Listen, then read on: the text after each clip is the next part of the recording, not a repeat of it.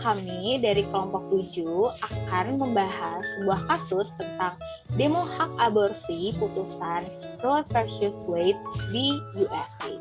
Sebelumnya, kami ingin memperkenalkan diri terlebih dahulu. Saya Sinta Siregar dan teman saya, Revival Charlie. Ya, tanpa berlama-lama lagi, kita akan langsung ke beritanya. Saudara, Amerika Serikat tengah bergejolak setelah Mahkamah Agung berupaya membatalkan hak aborsi. Hal ini memicu demo besar yang terbagi antara dua kubu, pro dan kontra. Ratusan orang menggelar protes di sejumlah wilayah di Amerika Serikat, salah satunya di kota New York.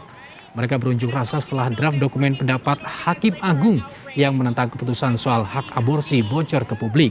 Dalam draft opini setebal 98 halaman. Oke, kita sudah melihat cuplikan berita atau video berita sebelumnya. Nah, selanjutnya kita akan mengenal isu ini lebih dalam lagi. Apa sih konteksnya dan mengapa ini menjadi sebuah kontroversi, lalu apa yang menjadi dampaknya? Oke, baik. Nah, dan selanjutnya kita akan membahas mengapa sih isu ini menjadi kontroversi gitu atau menarik untuk dibahas.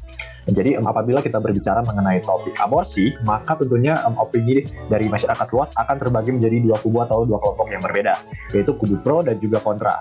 Nah, kenapa dia menjadi kontroversi dan juga sensitif gitu ya untuk dibahas? Karena aborsi ini menyangkut keselamatan nyawa dari individu, yaitu dari sang ibu dan juga dari sang bayi yang dikandung, maupun aspek lainnya nih, seperti dari aspek HAM atau hak asasi manusia dan sebagainya.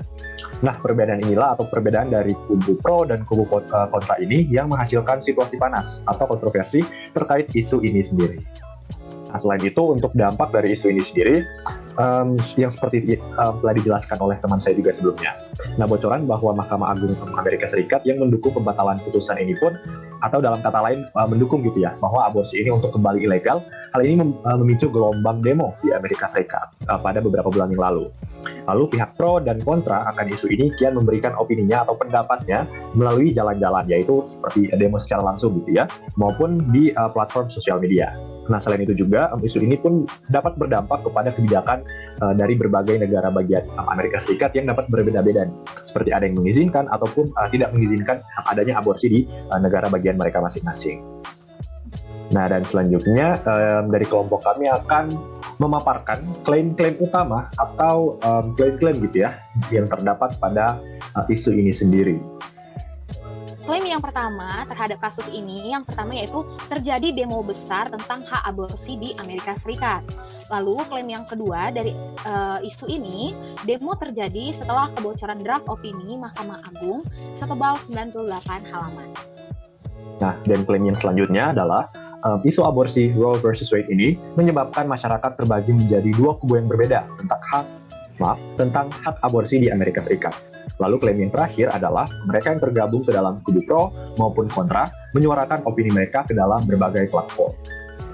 Setelah kita melihat beberapa klaim dari isu yang diangkat, selanjutnya kita akan lihat nih kira-kira argumen apa yang bisa kita temukan dari isu ini. Yang pertama kita akan melihat argumen deduktifnya dulu dan dari kubu pro.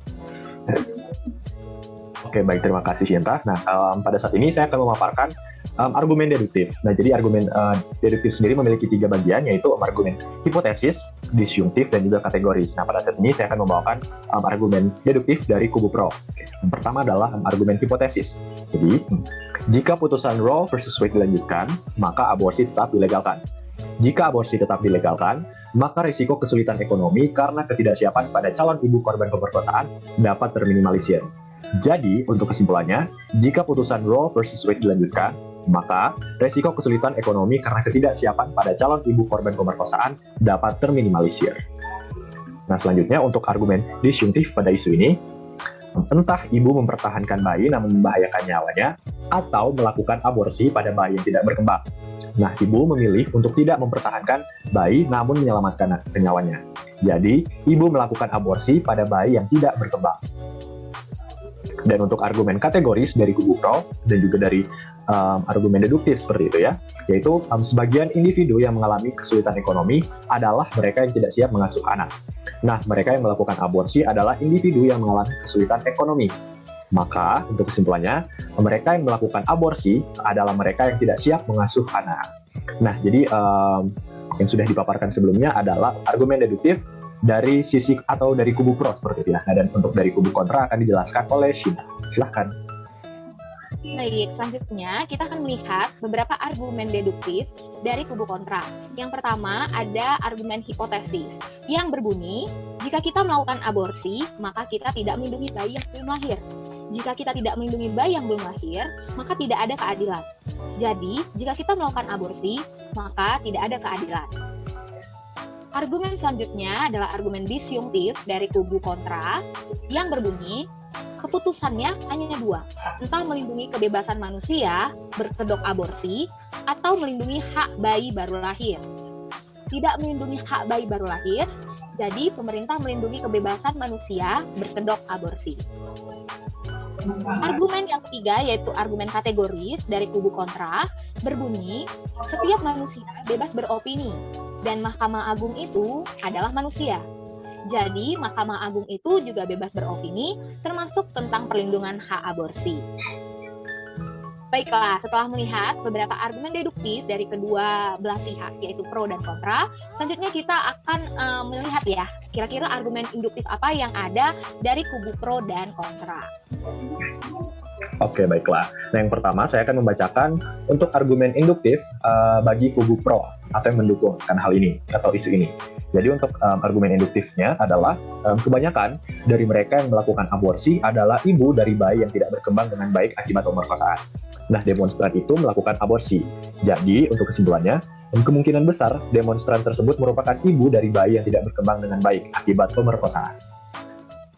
Nah, selanjutnya ada argumen induktif juga dari kubu kontra yang berbunyi, sangat banyak yang melakukan aborsi karena hubungan terlarang.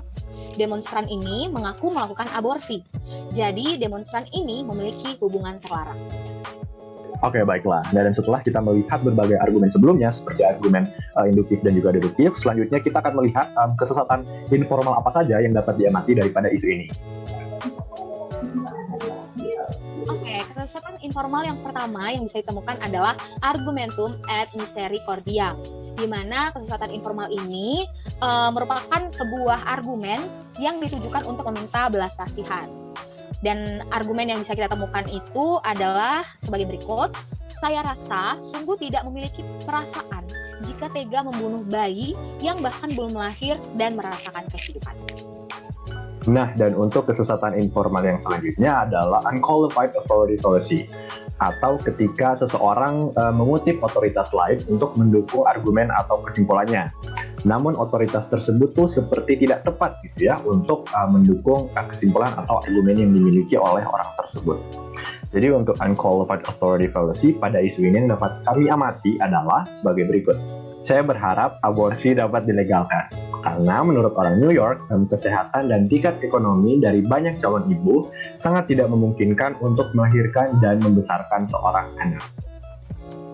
Oke, setelah kita melihat dan mengulas gitu ya isu yang kita angkat, yaitu demo tentang perlindungan hak aborsi di Amerika Serikat, mari kita lihat bagaimana posisi kelompok terhadap isu ini.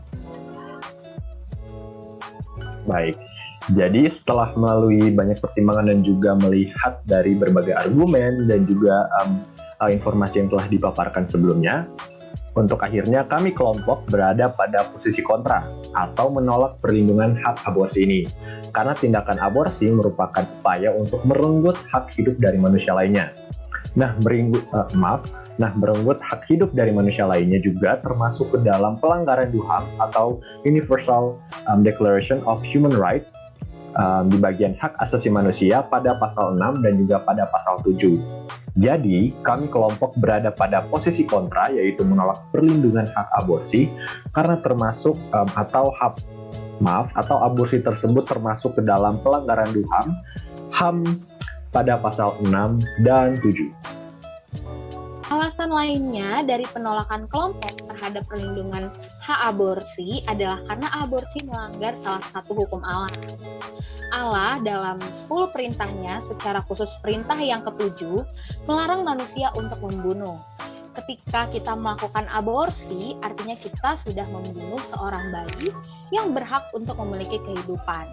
Sementara sebagai seorang manusia, kita tidak memiliki hak untuk mengambil kehidupan orang lain, karena hidup manusia adalah sepenuhnya milik Sang Pencipta, yaitu Tuhan. Baik, terima kasih. Dan berikut merupakan referensi yang kami kutip atau yang kami ambil untuk mendukung berbagai informasi yang kami tampilkan pada presentasi dan untuk video kali ini. Dan untuk itu, terima kasih kepada Pak Richard. Dan sekian dan terima kasih untuk waktu dan kesempatannya.